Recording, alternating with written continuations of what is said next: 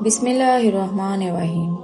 کسی خاص فرد یا واقعہ پر نازل ہونے والی قرآنی آیات میں سے آج ہم دیکھیں گے سورۃ الانبیاء کی آیت نمبر 5۔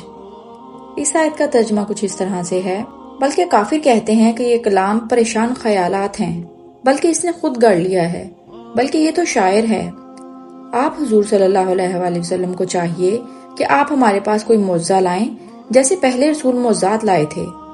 کافروں نے آپ حضور صلی اللہ علیہ وآلہ وسلم کو ایک مشہور شاعر کر رکھا تھا، اور یہی باتیں ایک شخص طفیل بن عمرو کو بھی بتائیں۔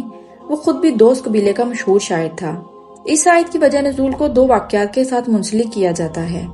واقعہ نمبر 1، طفیل بن عمرو قبیلہ دوست کا مشہور شاعر تھا۔ ایک دفعہ وہ حج کی نیت سے مکہ آیا تو کفار نے اس کو کہا کہ حضور صلی اللہ علیہ وآلہ وسلم سے کبھی بات نہ کرنا، وہ شاعر ہیں اور ان کی شاعری میں جادو بھی ہے، جو بھی اس کی شاعری سنتا ہے اس پر جادو ہو جاتا ہے۔ کفار کی باتیں سن کر طفیل بن عمرو کہتے ہیں، میں نے تہیہ کر لیا کہ نہ میں اس شخص سے ملوں گا اور نہ اس کا کلام سنوں گا۔ ایک دن طفیل بن عمرو خانہ کعبہ میں گئے تو حضور صلی اللہ علیہ وآلہ وسلم نماز ادا کر رہے تھے اور قرآن پڑھ رہے تھے، جس کو طفیل نے سن لیا اور اس کو یہ کلام بہت اچھا لگا۔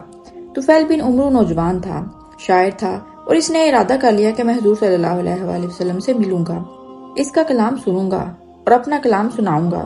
طفیل بن عمرو کہتے ہیں کہ میں حضور صلی اللہ علیہ وآلہ وسلم کے مکان پر حاضر ہوا اور آپ سے کلام سنانے کی گزارش کی تو آپ نے قرآن مجھے سنایا، جس کو سن کر میں انتہائی متاثر ہوا۔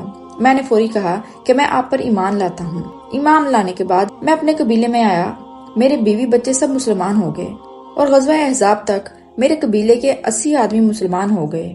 دوسرا واقعہ کچھ اس طرح سے پیش کیا جاتا ہے: قریش کے سردار جب آپس میں ملتے تو کہتے کہ اس طرح ہم حضور صلی اللہ علیہ وآلہ وسلم کا مقابلہ نہیں کر سکتے۔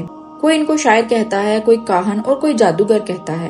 آؤ ہم سب مل کر مشورہ کرتے ہیں تاکہ سب ایک لفظ پر متفق ہو جائیں اور آپ کو ایک لفظ سے پکاریں۔ اس پر ایک کافر نضر بن حارث کہنے لگا کہ حضور صلی اللہ علیہ وآلہ وسلم آج تک ہم میں رہے ہیں، آج تک ہم آپ کو امین کہتے رہے، آج تک آپ کو نیک اور دیانتدار کہتے رہے، آپ نے آج تک کبھی جھوٹ نہیں بولا، اور آج اگر ہم آپ کو کسی دو لفظ سے پکاریں گے تو لوگ ہم پر اعتبار نہ کریں گے۔ چنانچہ جس طرح حضور صلی اللہ علیہ وآلہ وسلم پرانے قصے بیان کرتے ہیں، ہم میں سے بھی کوئی باہر جائے اور فارس سے جا کر پرانے قصے کہانیاں لے کر آئے۔ وہاں رستم اور اسی طرح کے دوسرے لوگوں کے بارے میں بڑے قصے مشہور ہیں، وہاں سے یہ پرانے قصے لا کر ہم لوگوں کو بھی سنایا کریں گے۔ اسی طرح لوگ حضور صلی اللہ علیہ وآلہ وسلم کی باتوں پر توجہ نہ دیں گے اور ہم سے پرانے قصے سنیں گے۔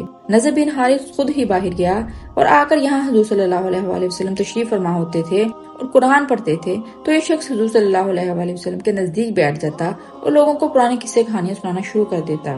دین کی بات سن کر آگے پہنچانا صدقہ جاریہ ہے۔ اس طرح کی مزید ویڈیوز کے لیے میرے چینل کو سبسکرائب کرنا مت بھولیں۔